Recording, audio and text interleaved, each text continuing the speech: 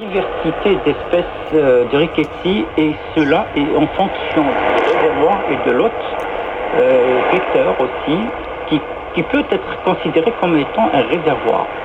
Donc les tiques sont non seulement des vecteurs, mais des réservoirs. Ça a été prouvé par plusieurs articles scientifiques. Donc c'est pour ça que c'est une émission qui a sa particularité, qui a son importance, surtout en ce moment où on est en plein été. Donc on peut recevoir déjà au niveau des hôpitaux plusieurs cas de fièvre boutonneuse ou de fièvre à rickettsi.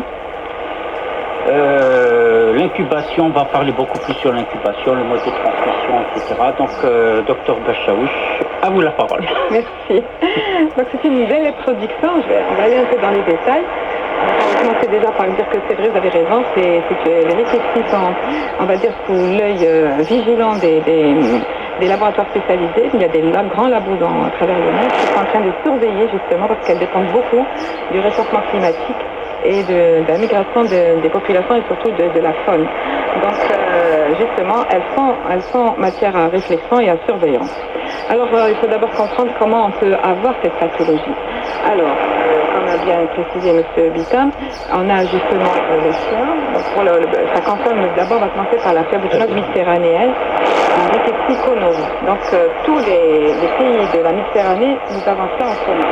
Ça veut dire que sur les deux rives de la Méditerranée, vous allez avoir le sud de l'Europe, comme vous allez avoir surtout par exemple de la France et de l'Espagne, qui vont avoir pratiquement les mêmes pathologies par rapport à nous en commun. Donc la FBM concerne tout le bassin méditerranéen essentiellement.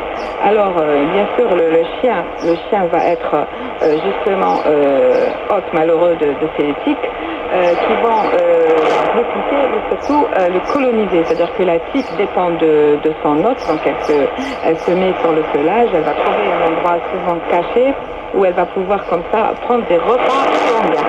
Il faut savoir que la tique brune du chien, donc comme l'a bien précisé M. Bitam, la sanguineus, elle peut passer d'une taille, la tête d'épingle quand elle est vide, elle n'a pas encore pris son repas sanguin, jusqu'à la taille d'un petit pois.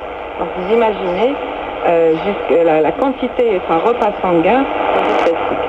Elle est, comme c'est souligné auparavant, donc bien sûr hôte de la rickettsi conori. Alors comment ça va se passer? En fait, les tiques qui sont bien sûr sur le chien, c'est le chien domestique, mais pas que. Donc après